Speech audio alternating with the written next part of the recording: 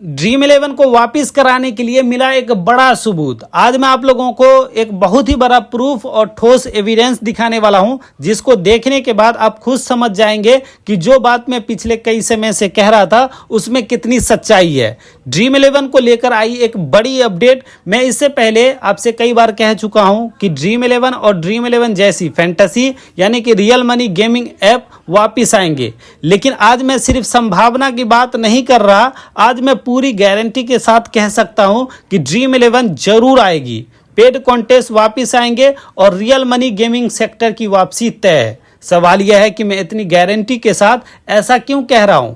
Research के बिना कोई भी वीडियो नहीं बनाता दोस्तों। आज साफ साफ बता दूं कि कोई भी वीडियो बिना रिसर्च के नहीं बनाता। ऐसा नहीं है कि ड्रीम 11 पर वीडियो बना रहा हूं सुप्रीम कोर्ट और अपडेट ही बताता रहूं।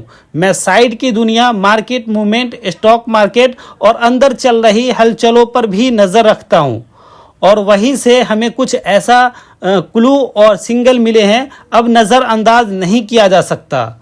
नज़ारा टेक्नोलॉजी असली सबूत पर ध्यान से समझिए। गेमिंग और स्पोर्ट ऑनलाइन सेक्टर में स्टॉक मार्केट एक बड़ी कंपनी लिमिटेड है। नज़ारा टेक्नोलॉजी जैसे कैसीनो सेक्टर के लिए डेल्टा, उसी तरह से फैंटेसी या गेमिंग सेक्टर के लिए नज़ारा टेक्नोलॉजी बहुत बड़ा नाम है। जब रियल मनी गेमिंग सेक्टर बंद हुआ, आपको याद होगा कि रियल मनी सेक्टर पर संकट आया, पेड कॉन्टेस्ट बंद हुए, ठीक उसी समय नज़ारा टेक्नोलॉजी के शेयर में भारी गिरावट आई थी।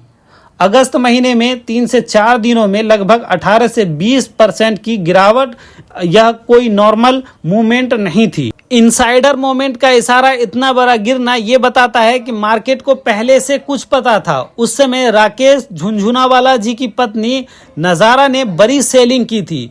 कुछ लोग इसे इनसाइडर न्यूज़ कहते हैं, मैं उस पर दावा नहीं करता, लेकिन सिंगल बहुत साफ है।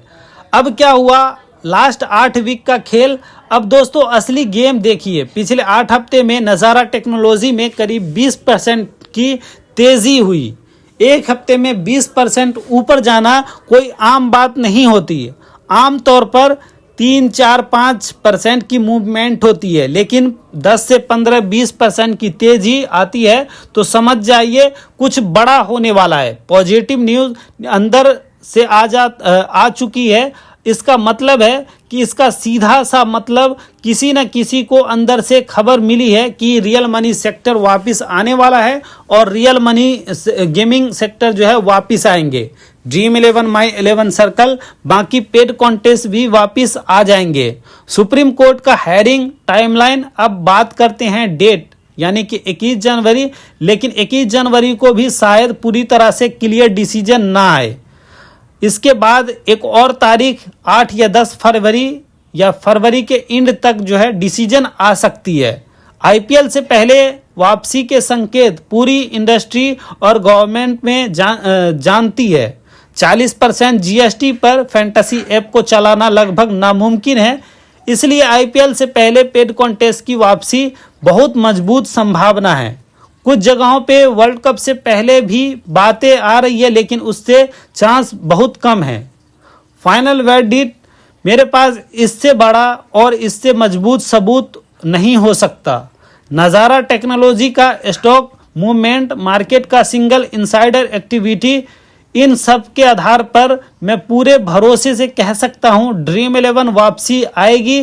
पेड कॉन्टेस्ट फिर से शुरू होंगे और रियल मनी सेक्टर का फ्यूचर जो है ब्राइट रहेगा। इन सारे सबूत से पता चल रहा है कि अब फैंटेसी की वापसी होना तय है, क्योंकि जब ऑनलाइन गेमिंग एक्ट बिल आने वाला था उससे पहले ही नज़ारा टेक्नोलॉजी का शेयर मार्केट डाउन होने लगा, लोग सेल करने लगे और अब जो है फिर से लोग परचेज कर रहा है। तो इससे क्लियर इंडिकेट है कि कहीं ना कहीं सबूत मिल रहा है, कहीं ना कहीं लोगों को जानकारी मिल रही है कि ये वापसी होंगे। तभी तो शेयर मार्केट में इतना ज़्यादा उछाल आ रहा है और सीधा 20% की तरफ से ऊपर से ट्रेड जो है ऊपर जा रहा है। तो भाई अब जो है मनी कॉन्टेस्ट वापस आ जाएंगे। उम्मीद करता हूँ वीडियो पसंद आया होगा। वीडियो को लाइक और कमेंट जरूर करना और साथ में चैनल सब्सक्राइब कर लेना। मिलते हैं नेक्स्ट वीडियो में, तब तक के लिए थैंक यू।